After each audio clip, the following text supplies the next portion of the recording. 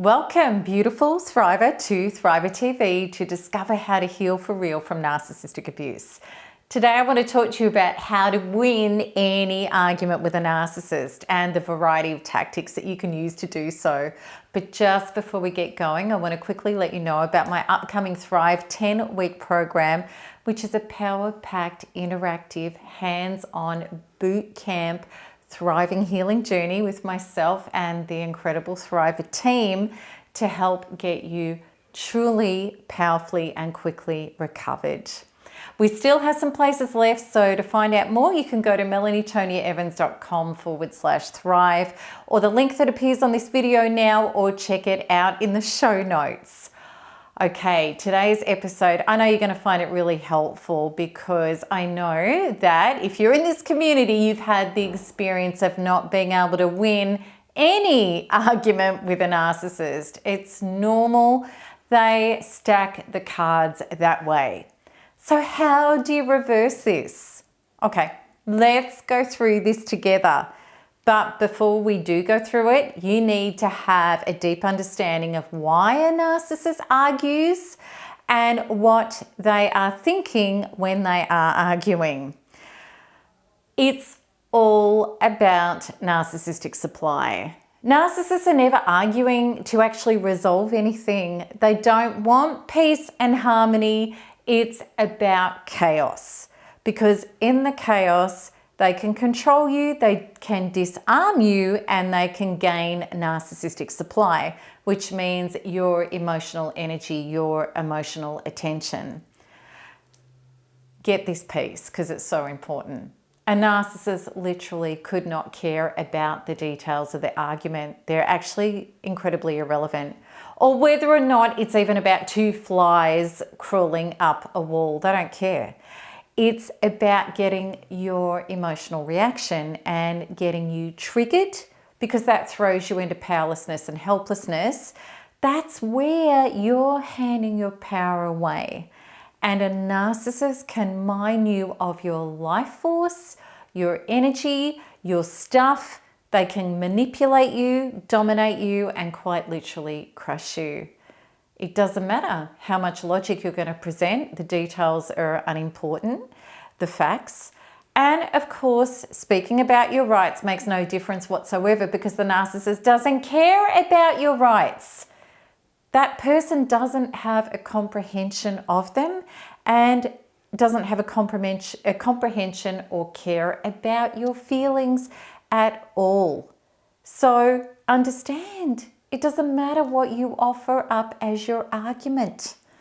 Nothing is going to change the onslaught of the narcissistic twists and turns, insane, inhumane comments, the low blows that are so out of bounds that hurt you even more, and the going for the wounds within you that the narcissist cruelly knows that they can activate, that they can punch right in the center of them for even more devastating effect. So this is how a narcissistic argument normally goes with that person. It's about him or her doing, threatening, or saying the exact things that hurt you the most. So such as stonewalling you, abandoning you, walking out, accusing you of things you would never do, bringing up stuff from the past that infuriates you, whatever it is, that's exactly what they're going to do. And of course, whatever insecurity or fear you have, that is your biggest trigger, they go for that. And whether or not any of this is relevant to the actual topic at hand is pretty much irrelevant. You know, one of the most maddening things about trying to argue with a narcissist is they will not stay on the topic. So knowing this, engaging in the normal way that you would debate or argue something with another person is not going to do you any favors at all. In fact, you just being there and participating is what lines you up to be prey, literal prey for narcissistic supply, which means that you're a food source, an energetic source to feed the narcissistic's false self with this. I am significant enough to affect this person emotionally in dramatic ways that feeds me ego power and makes me want to continue doing this. The narcissist is getting hit off you getting devastated. That's what they're going after. Every time you treat an argument with a narcissist like you would a normal argument, you lose the argument and the narcissist wins. And the losses to you are deadly. Your self-esteem, your self-respect, your life force, and literally your soul. Okay, so now let's look at how you can take your power back and start winning literally any argument with a narcissist. So the first way is don't respond. And you may not think that this wins an argument, but I can assure you it does. Because the win for the narcissist is all about getting narcissistic supply. If you don't respond and you don't hand any of your attention or energy over, then the narcissist doesn't win. I know that this is easier said than done because the narcissist is so skilled at knowing exactly what part of you to trigger inside of you to get a reaction. He or she worked this out long ago, and it's the main way that the narcissist can target, hit you hard, and achieve that goal. Therefore, I can't suggest enough to you to detach and heal yourself on the inside regarding what the narcissist can and does trigger, so that you've healed up to replacing that previous emotional reaction with a calm, solid feeling inside. This literally removes the target for them to hit. So let me give you an example. The narcissist tells you that you're the selfish one who can't be trusted and that you're in the relationship all for yourself. Of course, your natural response is that this is complete and utter garbage. It's exactly how the narcissist behaves, and you're incensed that he or she is projecting all of this onto you and blaming you instead of taking any personal responsibility whatsoever. All of that is so true, but the core reason why you're being triggered is because maybe in your past you've had a history of the trauma of being scapegoated. Things were your fault.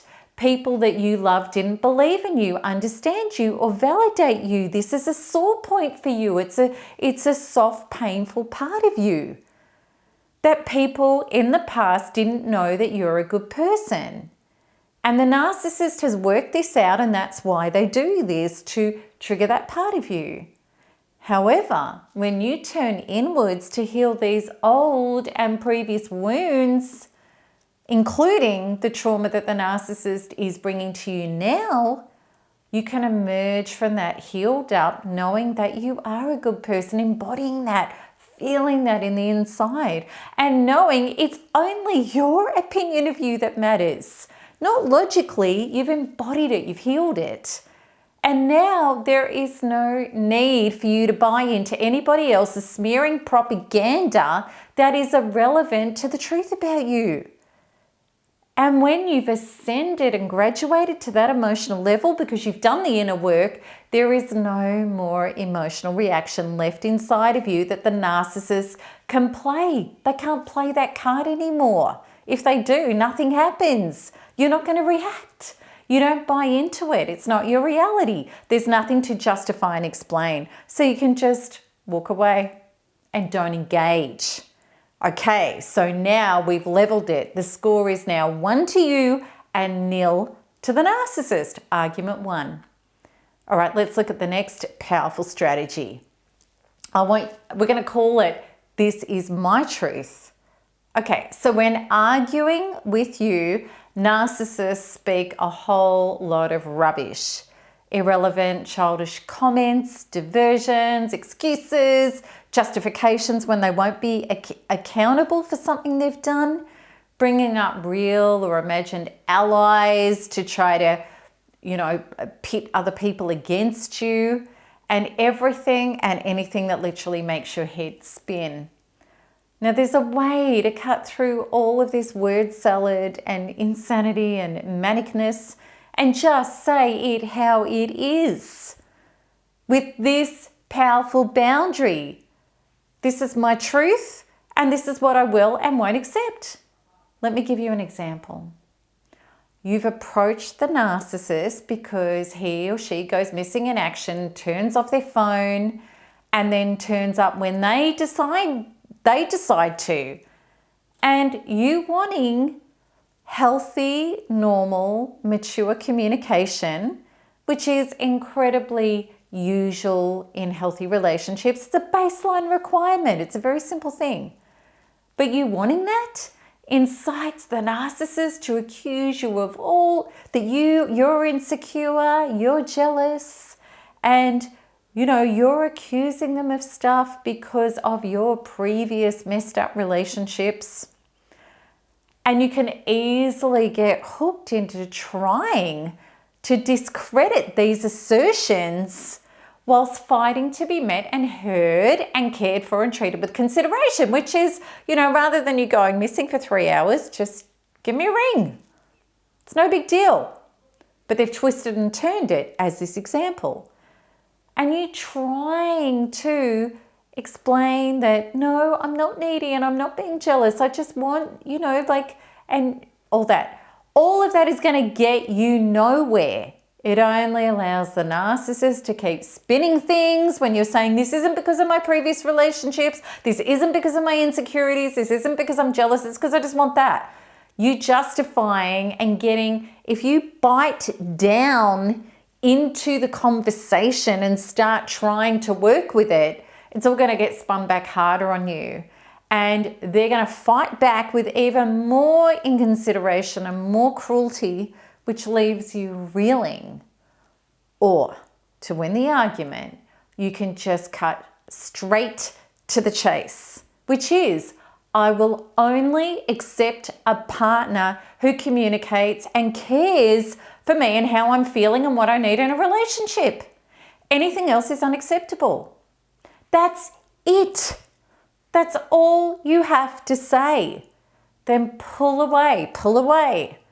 Don't get sucked in beyond that at all, and deeply work on your healing regarding the old wounds that would relate to this of the people I love me, ignore me, invalidate me, don't care about me, go missing, replace me, don't commit to me, don't see me and hear me, and so on and so forth, and whatever else is there. Don't entertain any other communication unless this person honestly and respectfully meets you at a caring, connected, committed level. They care about your feelings, they care about communicating to you, and they care about nurturing and keeping the relationship healthy. That's normal behavior. And while you're separated from this person, you have to be willing to lose it all to get it all. You have to be willing to keep healing and releasing the triggers that arise that will cause you to drop the boundary and go back and try and accept a half-baked apology or whatever. And the bottom line is that the narcissist is probably going to abandon you. They're not going to come and meet you with what you need. They may threaten you with leaving you because they're still accusing you of being insecure. Or even if you hold the line and don't capitulate, the narcissist may start love bombing you with false promises and flowery words that are not going to be backed up by action, accountability, or reform. And really, at the end of the day, this is about you getting your values, your truths, and your boundaries, and knowing how important and real they are in order for you to have any sort of safe, honest, and true relationship. Meaning that if the narcissist doesn't show up, step up and stand up as the person who matches your values, then you need to leave. And the thing is, if they are a narcissist, they won't have the capacity or the desire to do this. They may say they will, and the three-ring circus, the being let down, the excuses all of that's going to start again. You'll see it very quickly, and you have to be really honest with yourself. Okay, so let's look at our next strategy, which is this is what I will agree to. If you're separated and you're having modified contact with the narcissist because of such things as business connections or parallel parenting, this tactic can work powerfully. If you're committed to thriving and if you've pulled away because you know that there is no cooperation available with this person, there's not with a narcissist, it can be very helpful to have installed third-party communication channels. Something like our family wizard if you're parallel parenting, or a solicitor if you're having to finalize business stuff, can be very effective, because it's great too if you have the ability to have comments and communication that's going to be recorded and it's on record and it could be admissible in court. Our family wizard does that. Remember, in any necessary conversation, to keep all emotional content out of it. Less is best.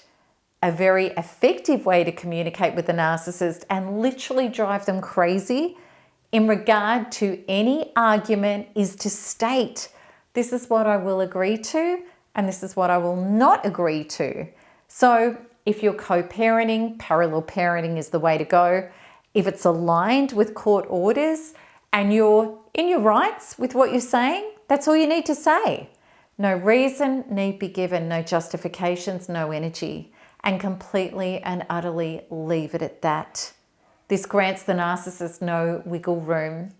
And often what will happen is the narcissist will explode because they cannot handle not having that wiggle room to be able to mess with you. And then it's all recorded and it can be displayed when needed. This takes the power away from the narcissist and grants it back to you.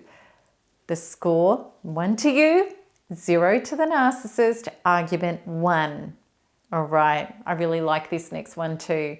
Bringing your argument publicly into the light. Narcissists love to operate in the shadows, where they can have you alone, twisted and tangled in their dark web, messing with your head and your emotions.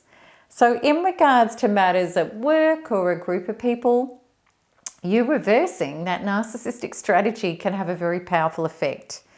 If you keep calm and factual and simply exposed to an amount of people, the clear, calm facts that are substantiated and they're presented unemotionally by you, you've just dragged the narcissist out of the cover of darkness into the full exposure of light.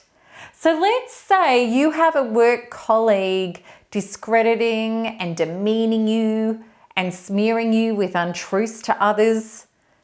In a group meeting with this person present, you can bring it up calmly and factually, what you know, all of your evidence. Present it courageously, intelligently, and maturely in front of everybody. Narcissists are like vampires. They screech and dissolve. They disintegrate in the presence of a bright light. It's usual when this happens for the narcissist to twist and turn. They've got nowhere to hide and operate and completely and utterly unravel for all to see. I have over the years had people report countless times narcissistic colleagues and members and groups who, with the public humiliation of exposure, they resign, they retreat, they leave.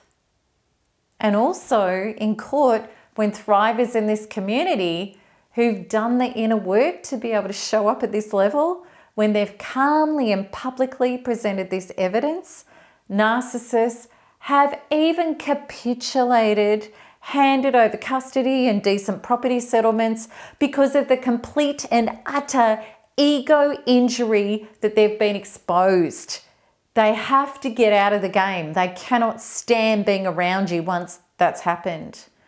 I really hope that this can inspire you. I've seen it happen so many times. So again, score 1 to you, narcissist 0, argument 1. Can you imagine how powerful it is when you know how to handle a narcissist and repel their disgraceful behavior out of your life? Can you imagine what it would feel like to take your power back? I hope you do. I hope this gives you hope. This is the work that I love helping people achieve so that you can be free to have a happy and healthy life without being distracted and demented by the tactics of these people. And that's why I am so excited about my upcoming 10-week Thrive course, because in it, we're going to drill down into what's been keeping you hooked, what's been causing you unconsciously to get triggered and hand your power away, to unhook you and transform you into a boundary beast who can rise above all these games and garbage. Okay, so if you'd like to join me and my team to take your soul sanity and your life back, no matter what your experiences and trauma has been, or if you know that you haven't broken free and you're not truly thriving, then Thrive, which is going to be a healing boot camp, beautifully supportive and loving, but really going to help you be accountable and stay on track to get masses of healing done in 10 weeks. I really suggest you have a look at it. So again, you can do so by going to melanietoniaevans.com/thrive, or the link that appears in this video now, or go to the show notes. I so hope that today's video has helped you understand you're not powerless and helpless, and that there are truly incredible ways that you can stand up to this, break free, and heal for real. And as always, I look forward to answering your questions and your comments below. Let me know if this helps.